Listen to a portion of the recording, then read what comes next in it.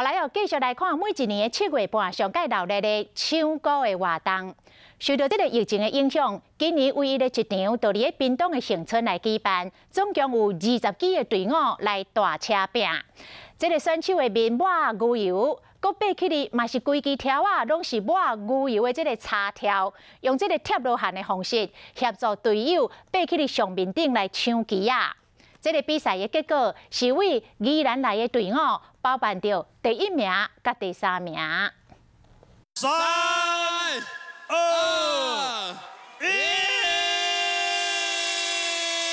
1。中原上闹热的唱歌四股坪活动，伫屏东县村举行，各队伍的选手想尽办法要爬这个有抹牛油的高条，一个接一个用贴罗汗的方式，将这个公鸡手送起顶悬，要过下来就要靠家己啊，绑一条布一路攻顶。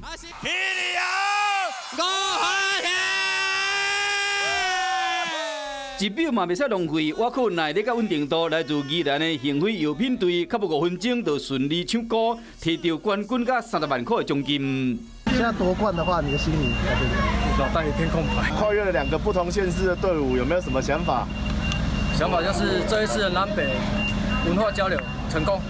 今年因为疫情影响，宜兰头城取消唱歌活动，敢若剩屏东县村这场唯一的。伫当地已经有145年历史啊！伫比赛中嘛发生有选手分歧的插庆。继续给上！加油！上给我车了！讲到四股坪由来是为清朝开始的，好野人厝内伫中原普渡后，会将这祭品分散较散这的人。因为时常因为抢祭品来冤家，所以讲改做由爬高坪比赛来摕这祭品，演变到即马是中原上个闹热的传统活动。因过要参加比赛前，这选手一定要拜拜公鸡后，马用牛油抹面，以免犯有一寡禁忌。今年由来自宜兰的队伍包办冠军甲第3名，加上现场歌手伫唱歌，将现场的气氛炒甲有够热。